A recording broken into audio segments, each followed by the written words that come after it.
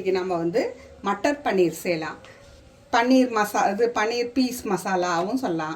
அதை நம்ம செஞ்சு கட்டுறேன். பட்டாணி வச்சு பட்டாணியும் பன்னீரும் வச்சு கிரேவி மாதிரி சப்பாத்திக்கு தொட்டுக்கிறதுக்கு, சப்பாத்திக்கு, தோசைக்கு எல்லாம் தொட்டுக்கலாம்.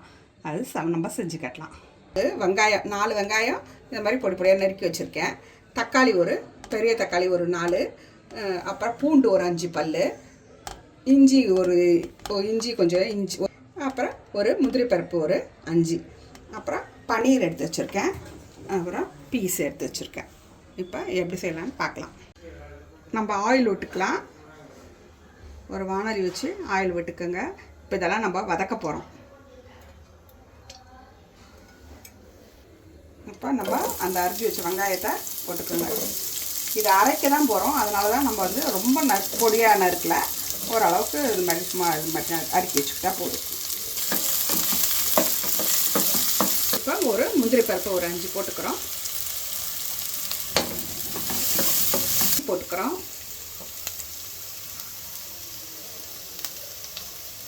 பூண்டு பல் போட்டுக்கிறோம். ஒரு 4-5 போட்டுக்கிறோம்.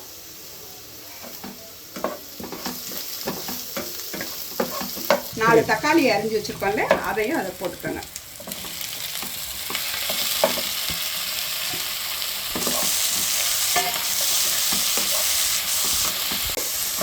ஆஃப் பண்ணிடலாம். ஆறினோன்னா அரைச்சிட்டு வந்துடலாம். இந்த இது இப்போ அதை அந்த பேஸ்ட்டை அந்த வெங்காயம் தக்காளியெல்லாம் அதை ஆறினதுக்கு அப்புறம் நல்லா நைஸாக அரைச்சிட்டேங்க. போட்டு அந்த பன்னீரை இப்போ இந்த பட்டர் போட்டு இந்த பன்னீரை நம்ம வறுத்து வச்சுக்கலாம்.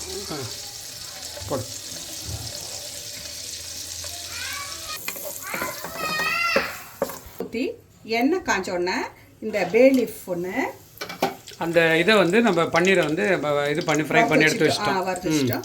இதை வந்து ஒரே ஒரு பட்டை, கொஞ்சம் சீரகம் போட்டு தாளிச்சிக்கலாம்.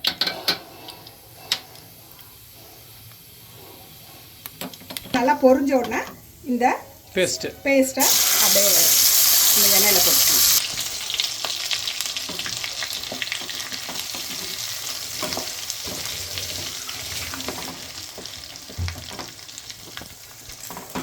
ஃபஸ்ட்டே நல்லா வதக்கிட்டோம் இல்லையா, அதனால் இப்போ போட்டு கொஞ்சம் அரைக்கிறதுக்கு முன்னாடி வதக்கினதை சொல்கிறேன். ஆமாம், அதனால நல்லா வதக்கியாச்சு. இப்போ வந்து கொஞ்சம் வதக்கிட்டு மஞ்சள் பொடி கொஞ்சம் போட்டுக்கோங்க, ஒரு 1/4 ஸ்பூனு.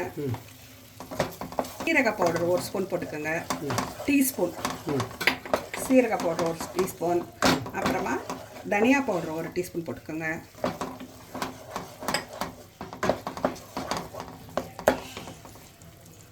போட்டுக்கலாம். எல்லாம் டீஸ்பூன் தான், டேபிள் ஸ்பூன் கிடையாது, டீஸ்பூன் போட்டுக்கோங்க போதும். மசாலா இது மாதிரி ஒரு குட்டி ஸ்பூனில் 1 ஸ்பூன், குட்டி ஸ்பூன் தான். சின்ன கப்பு தயிர் ஒரு சின்ன கப்பு, இந்த கப்பால் ஊற்றிக்க. இப்போ இந்த இதுக்கு தேவையான தண்ணியை விட்டுக்கோங்க. அதை வந்து மிக்ஸி ஜார் அப்படியே கழுவியே போட்டு அதை அப்படியே வச்சுக்கிட்டேன். சரி, க்ரீன் பீஸை போட்டுப்போம்.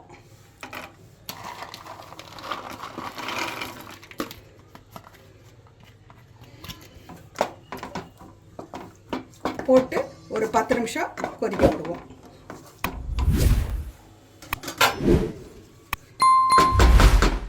மூடி போட்டு இது பண்ணணுமா? மூடி போட்டு ஒரு 10 நிமிஷம் கொதிக்கட்டும். சரி, அது திறந்துட்டு அது மூடியா திறந்துட்டு உப்பு போட்டுக்க. இந்த நம்ம ஃப்ரை பண்ணி வச்ச அந்த பன்னீரை போட்டுக்கோங்க. சரி,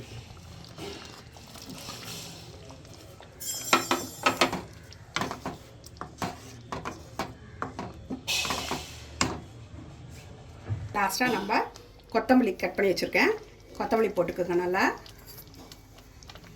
கொஞ்சோண்டு கஸ்தூரி மேத்தி வச்சுருக்கேன், அதை போட்டுக்கோங்க.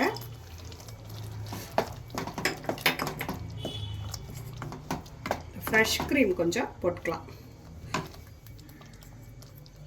நான் ஃப்ரீசரில் வச்சுட்டேன், அதனால் அப்படியே கொஞ்சம் கெட்டியாக இருக்குது. கெட்டியாக இப்போ சூட்டில் அவ்வளோதான். டேஸ்டியான மட்டர் பன்னீர் ரெடி. வாங்க சாப்பிட்லாம். சப்பாத்திக்கு, இட்லிக்கு, தோசைக்கு எல்லாம் இது கீ ரைஸ்க்கு எல்லாம் வச்சு சாப்பிட்டாலும் ரொம்ப சூப்பராக இருக்கும். செஞ்சு பாருங்கள். ப்ளீஸ் சப்ஸ்கிரைப் பண்ணுங்கள். கண்டிப்பாக சப்ஸ்கிரைப் பண்ணுவாங்க இதை பார்த்துட்டு. கண்டிப்பாக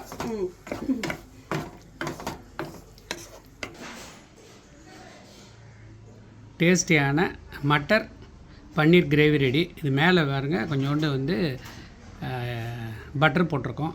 சூப்பராக இருக்கும். நல்லா வந்திருக்கு. டேஸ்டியாக இருக்கும். சப்பாத்திக்கு எல்லாம் தொட்டுக்கலாம். இந்த வீடியோ பிடிச்சிருந்துன்னா லைக் பண்ணுங்கள், ஷேர் பண்ணுங்கள், சப்ஸ்கிரைப் பண்ணுங்கள். அடுத்த வீடியோவில் சந்திக்கலாம். பாய்.